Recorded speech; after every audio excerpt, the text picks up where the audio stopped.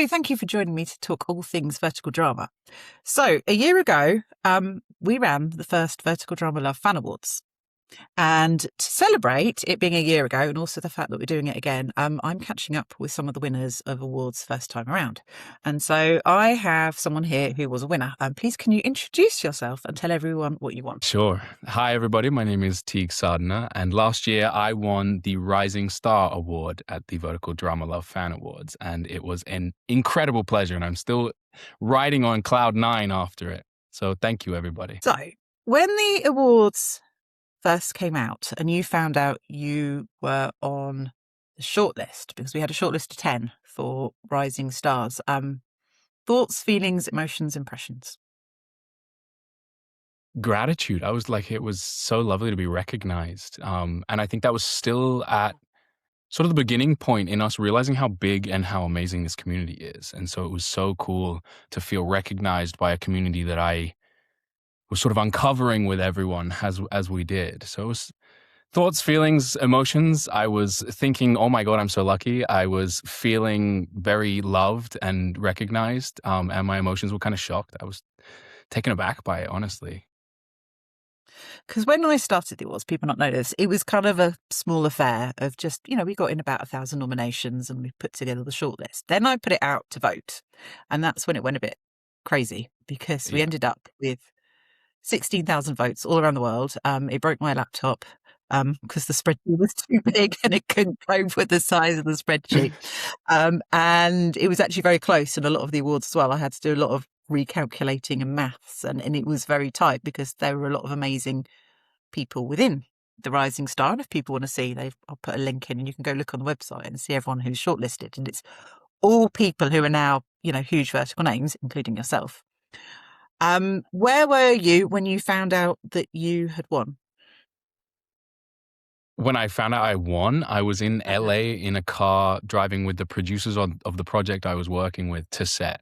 I was working with Kate Krieger on After Divorce, I Enter My Cougar Era out in Los Angeles. And I can't remember, I think you messaged me and I was in the passenger seat and I kind of said sort of to myself, but to everyone in the car, like, guys, I think I just won an award. And everyone was like, huh?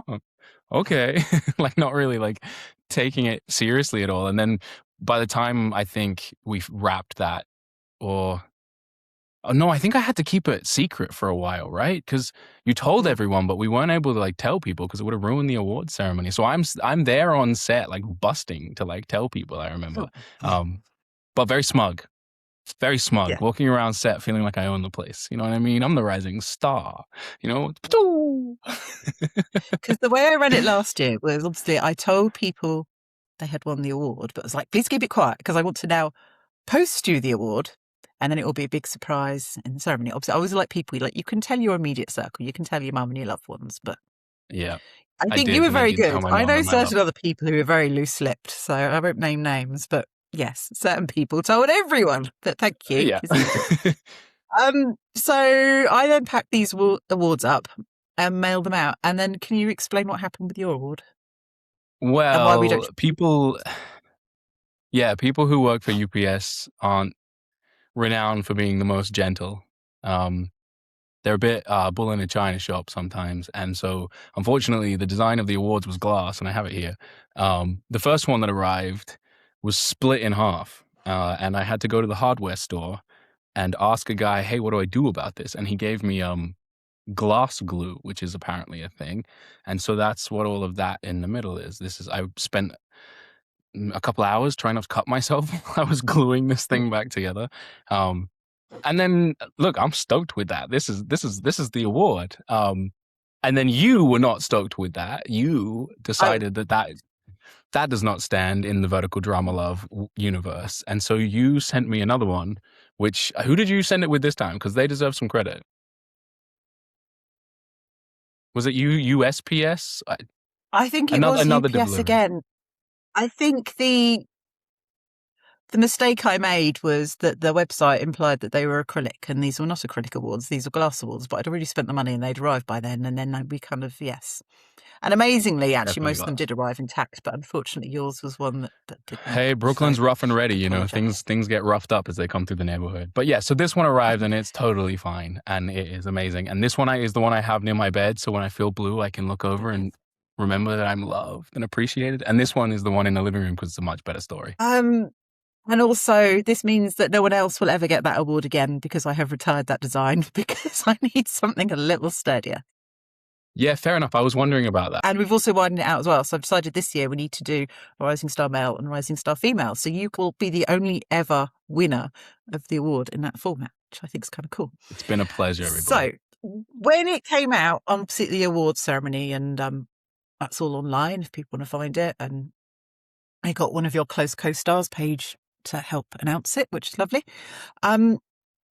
What was the reaction like? Like what immediately happened, I guess, in your Instagram and social messages?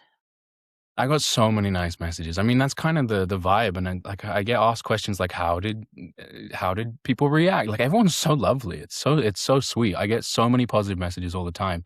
But after the award, it was obviously times 10. And that was really cool. And again, it was part of discovering how big the community is and how many people are watching and how many people are actively involved in the work that we do and how many people are contributing with their voice to the work that we do, which is critical. These were the Vertical Drama Love Fan Awards. And I think that was honestly really cool that you did that as well. You purposefully decentralized yourself and made it about a community, which I think does wonders for us as a workforce, as an industry.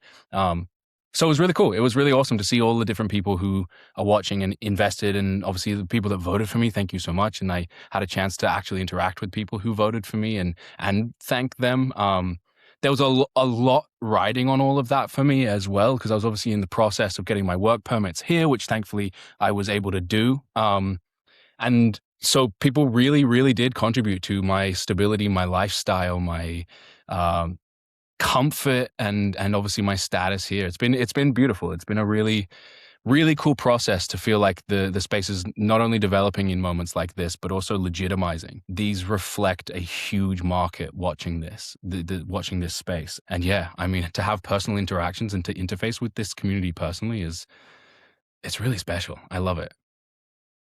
And what sense do you have of where people are in the world watching? Can you explain how Ooh. global it is?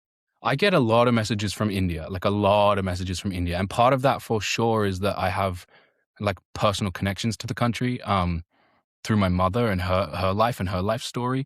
So I say that because that's where my name comes from. Sadhana is obviously a Sanskrit, ancient Indian word, which is obviously still used widely in India. So people see that, and then I get messages curious about that. Or I post a lot about Indian religion and Indian philosophy and theology. So a lot of people see that and respond to that as well, which is awesome because I would love to go and make a vertical in India one day. That would be an absolute dream of mine. And maybe we could do like cool crossovers with Bollywood and Bollywood culture, and we bring in Bollywood stars and we bring the East and the West market together. I mean, it would be so cool. We could really tell some cool stories. But I get a lot of messages from China as well. And that's really cool as well, because that's the home of verticals. That's where verticals really started. And that's where the culture of verticals was developed and has flourished. I mean, if you look at the work that's done in China, I think they're taking risks that we wish we were taking now, but we will be taking in the next sort of 6 months ahead of us. So it's really cool to hear from those audiences too, because they know what they're watching. They know what they're participating in the vertical space. And they're lovely.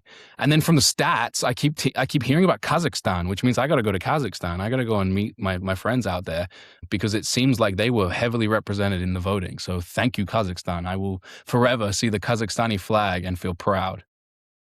Yeah, no, there was. We did break down. There was the big vote from Kazakhstan. Yeah. What sense do you get as well, or how have you tried to wrap your head around about why so many people around the world are watching verticals? Have you got a theory? Yeah. I think the way that we consume media is changing massively. And I think with that, there are cultural shifts that make way for technological shifts. So obviously the presence of a vertical screen in the form of your mobile phone is massive.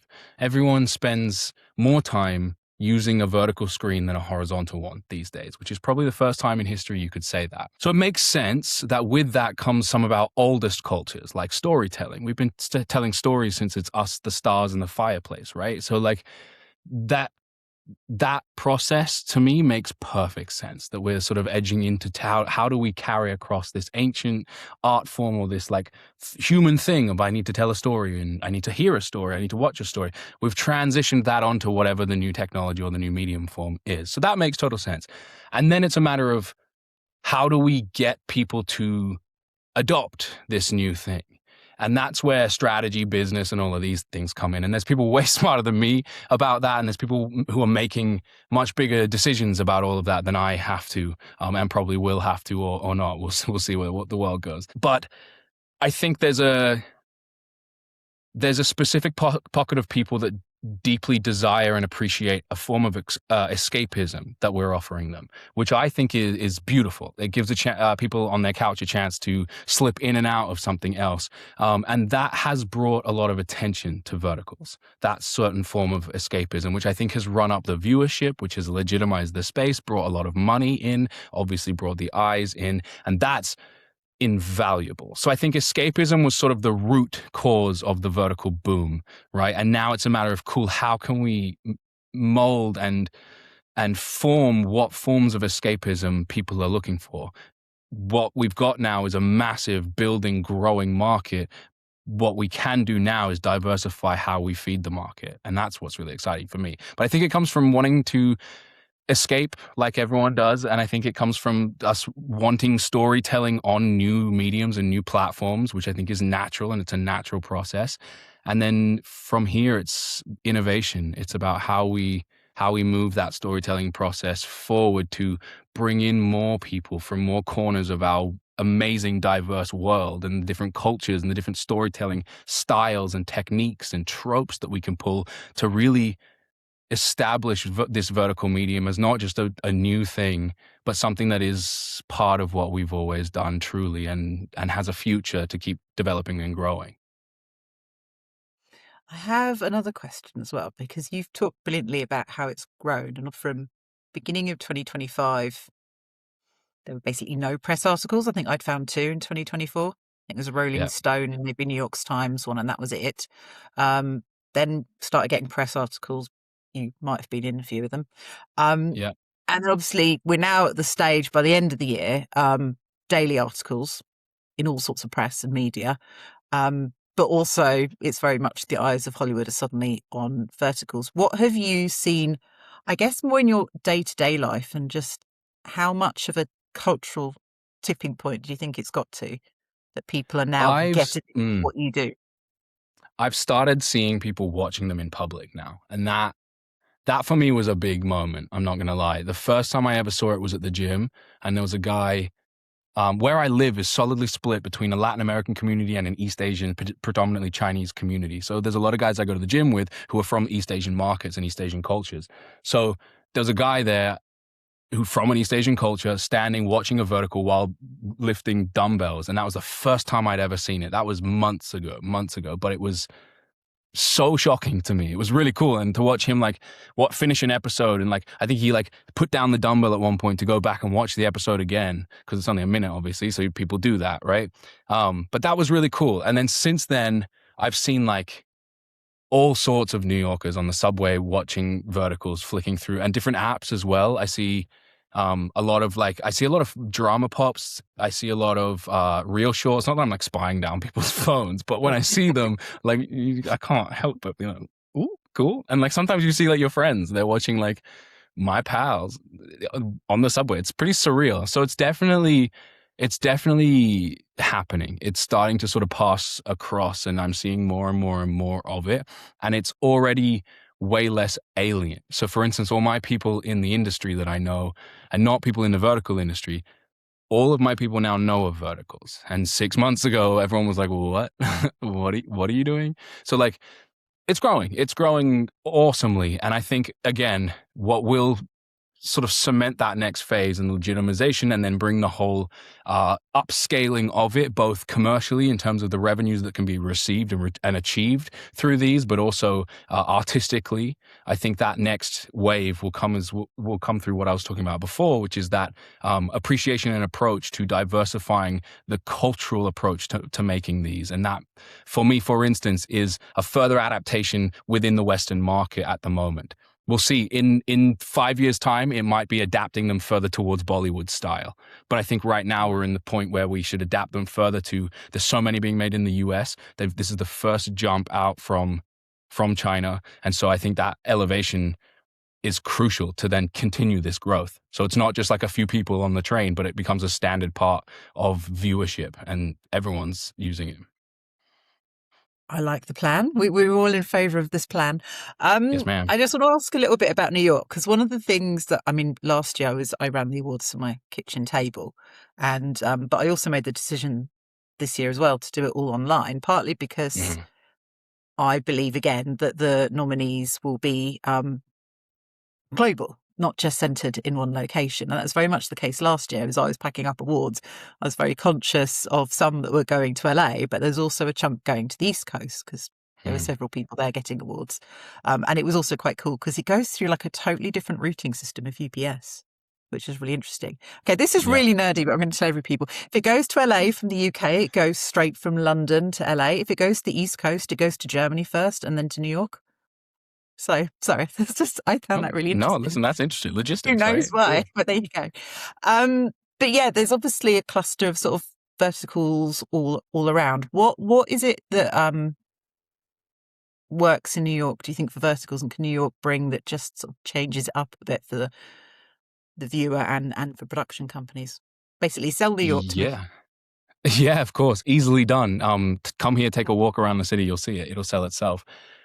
This city is steeped in film culture. I think there is an external idea that Hollywood is the representation of US film culture. Hollywood is the industrial representation of film culture, but film culture as we know it was really established here in the 70s, really. The film style that we know, like the way that films look, the way that narratives are told, even the sort of extent you can take a character, was all developed sort of in the 70s here with that sort of 1970s film school culture here in New York.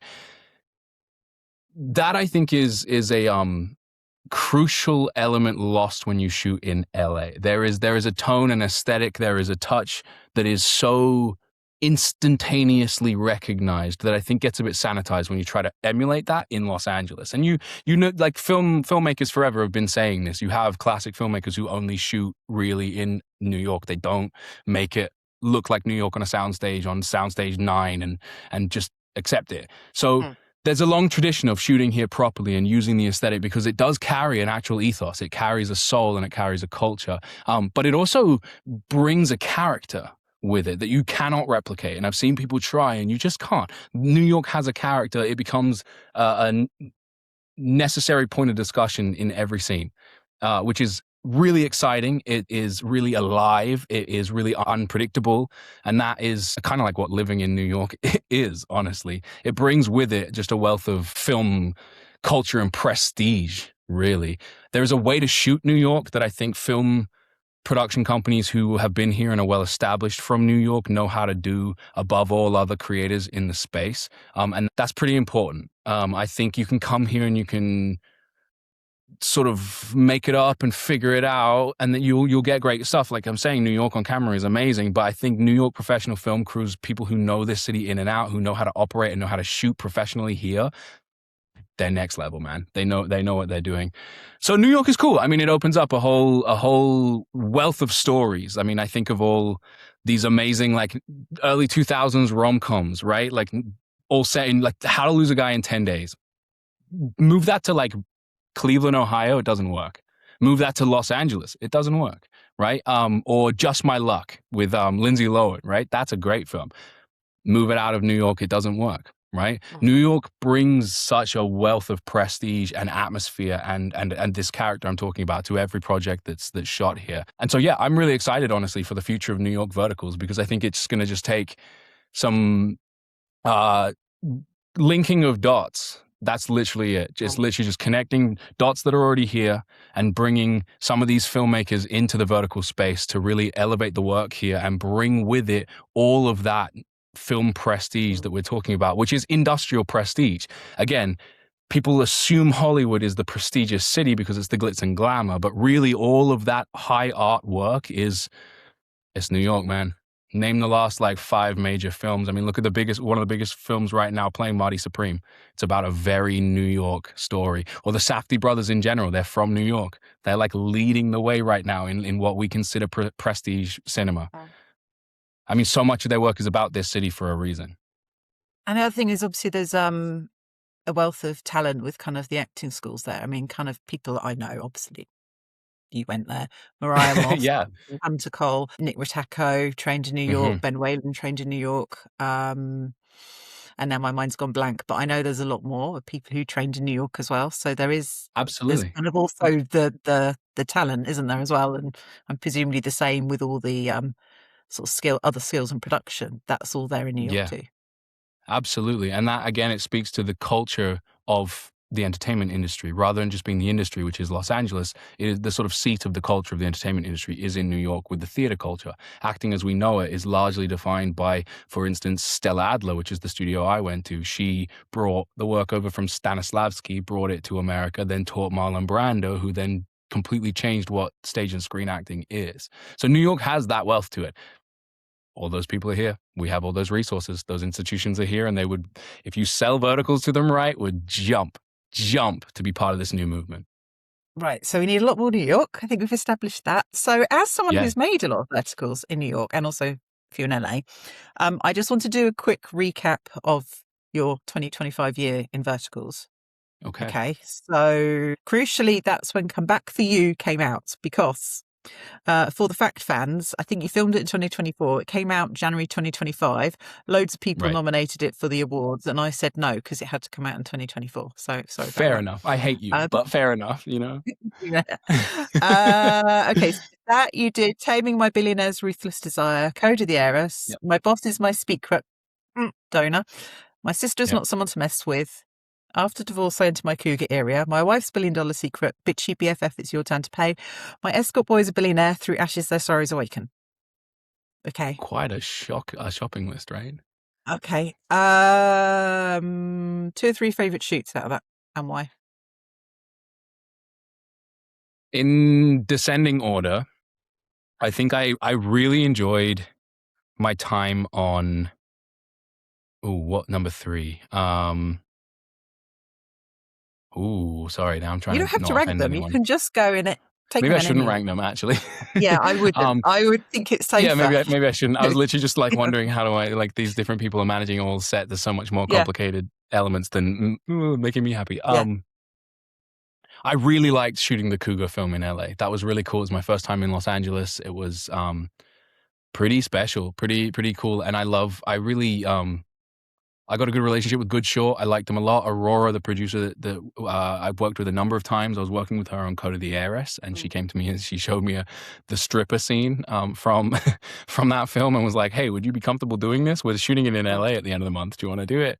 And so I said yes, and we went over there. And that crew was really cool. It was a company called XYZ, Wawa and Teeny, and they were lovely. They picked me up from the airport, and they took me straight to an In-N-Out and bought me a burger, and like it was just really cool. It was a really cool experience, a bit surreal. The crew were amazing, the cast were amazing. Me and Kate got on like a house on fire, and honestly, I'm manifesting more work with Kate. I fucking love working with her, and I think she is going to blow verticals away when she's given some more roles.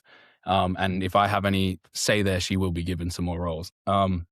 So that one was really, really cool. I really, really enjoyed that. I also thought the script was relatively decent, and it handled like a whole queer storyline relatively well, especially for verticals in the current state. So that was cool. It gave me a chance to play in some spaces that I think we should be doing so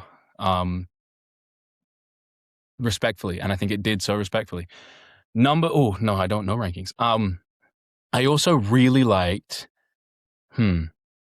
the set of my boss is my secret donor. That was special as well because that was here at the very beginning of the year. I think that was like post Christmas. I got a call, and we did like callback reads with like chemistry reads with Talia, and I was on set I think for Ruthless Desire at the time.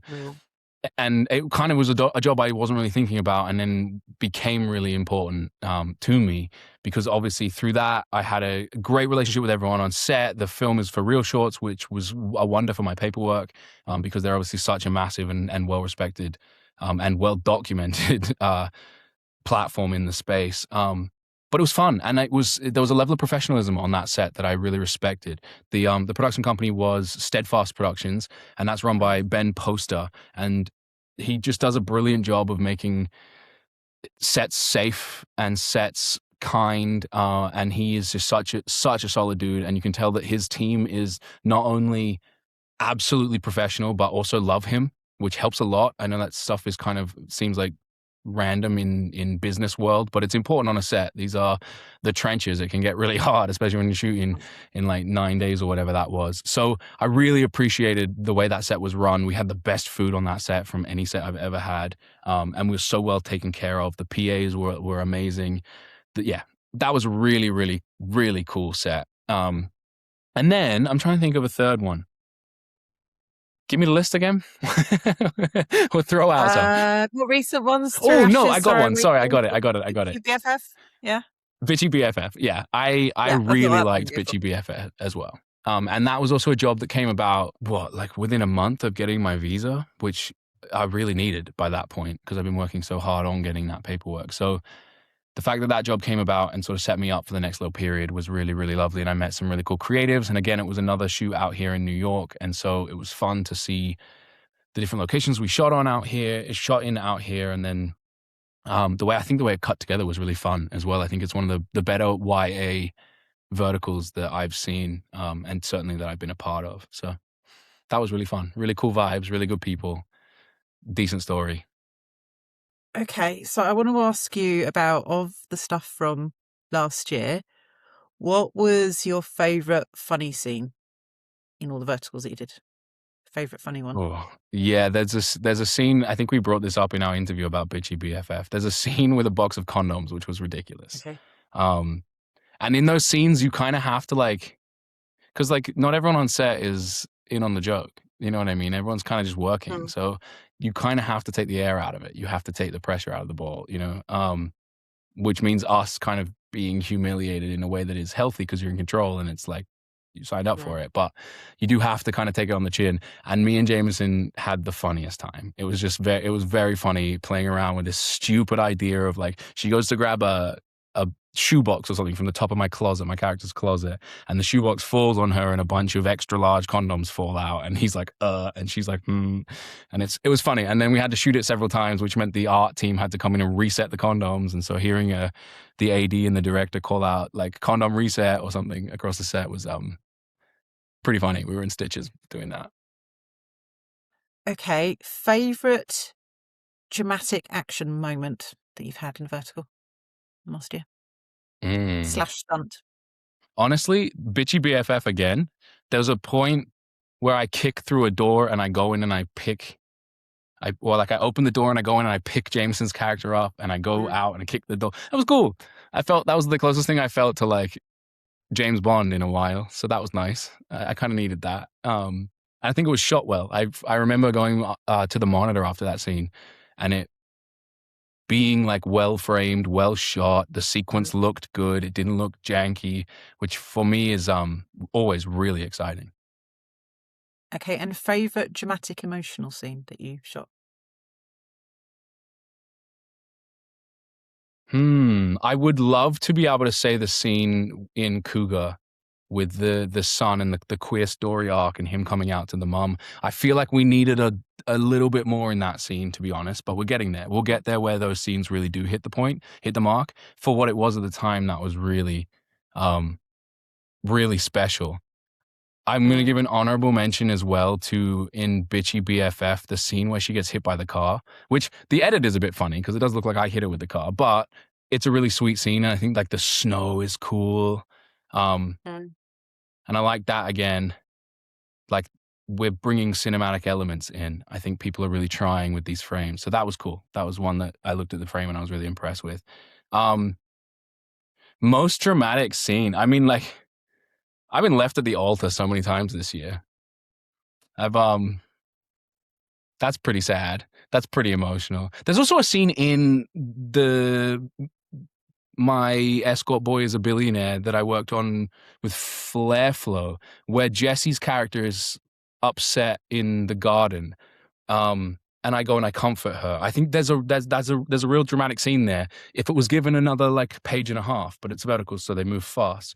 But I honestly think my favorite scene in all the verticals I've done, probably like dramatic or not dramatic, but it is a dramatic scene, is there's a scene in Cougar where we're in a tent in the front garden of the house we're shooting in, but it's meant to be like the park or something. And she's a little uncomfortable. And my character Matthew sees it and fully moves with her. And like, it just is really sweet. And like, it feels like the two characters really seeing each other and like getting what they need from each other as well. It wasn't just drama for the sake of drama. It was drama for the development of human connection. And it was one of the moments in that script where I reflect on that scene, and when I do watch it back, I see myself really doing the art form. I see myself actually acting for that little moment, you know what I mean? And that's really exciting because we're getting there. They're getting better and better and better. So that scene for me, I really, really like. Okay, now this gets trickier, okay? Mhm. So these are short questions where you have to answer with one of your characters, but once you've answered with them, you can't answer another question with them because they're out of the running, okay? Okay. Oh, God. Okay. I need to remember all my characters. You Okay. can do this. First of all, out of all your characters over the last year, which one most deserves a sequel? Matthew Bianchi, Cougar.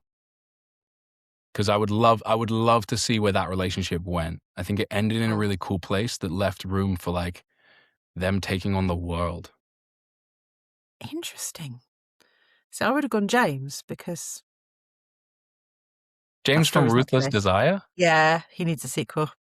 Yeah, okay, poor guy. He's a superstar lawyer. There's a whole like He is a legal. superstar lawyer, yeah, and he says it. We could really change tack here, and like it becomes like a legal thriller. I mean, that'd Okay. be cool. So Matthew Bianchi's gone. All right. Okay. Okay. Next question. Which of your characters do you think was most likely to have a double life as a spy? That's Matthew Bianchi. Sorry. See, this is why it's hard. You're not allowed to say. What have I done here?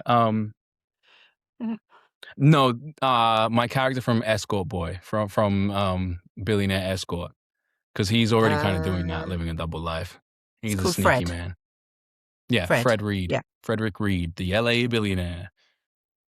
Okay. Next question. Which of your characters that are left would last longest in a zombie apocalypse? I didn't say these are sensible questions. No, I love it. This is amazing because now I'm really thinking. Alec from Sperm Donor, because I think he's got his shit together. I think he's like, he kind of knows where all of it, like how to do things. I think he's the most like on it as a character. He's not the most morally astute, and it gets a little weird, but I feel like he's got resources. He's rich. Well, actually, they're all billionaires, aren't they? But I don't know. I just feel like sensibly he would like manage it okay. Okay. And You're then the very final question. dubious there. You sound like you I don't don't believe that at all. know. I just remember there was a thing. There's a really weird line about him being really clean in the house. Yeah, I was literally thinking that as well just now. Yeah. But And I was there just was never thinking anything maybe else that's about why that. he wouldn't get it, because he would have just cleaned everything and no zombies would. He has to sweep the corridor even with the zombies coming. No, Yeah. but I feel like maybe that will make him cross his T's and dot his I's, you know? I also thought Daniel might last because, I mean, you kind of need to throw someone off the top of a building at the beginning of Code of the Heiress. That's a good point, but let's see where the next question goes, because he might be there. Okay, right, final question. Dude, Okay, I love this format. This is so good. Sorry, which the characters would be the one that you draft into the football team for the World Cup final? What, the England national team? Well, whoever's in the World Cup final. Yes, they have to go on and play. Which one's most likely to cope with that situation? Oh, I mean, that's putting a lot Okay. on That's him. awesome. Um, Yeah. ooh, I know which shot I would go for, but I can't tell you that. You've got to come up with yourself. So I'm gonna steal Daniel and say Daniel because I think he at least would look after himself when everyone got mad at okay, him afterwards. okay, that's true. I was going to go with Nathan just for youth. And he's an athlete, I guess. So Yes, and the that's a good point. basketball, and I just thought Just for youth youth is and hilarious. He the was 18, stamina. that character, and I'm Yeah, 30 the years keeping. old. So yeah, okay. Thank you for playing. Appreciate No, you. that was awesome. That was so good. So yeah, I just want to say thank you so much for being part of the awards last year and also being a champion of them. And congratulations on all the success. I can't wait to see what you do in 2026. Of course. And right back at you. Congratulations on all the growth that you're seeing. I mean, you deserve every part of it. It's so cool. It's so lovely to have a central hub for us all in this space and someone that cares, that is doing things for the right reasons, and that is trying to move things forward with everyone involved. I think it's admirable and it's beautiful and it is essential to what we're doing right now. So thank you.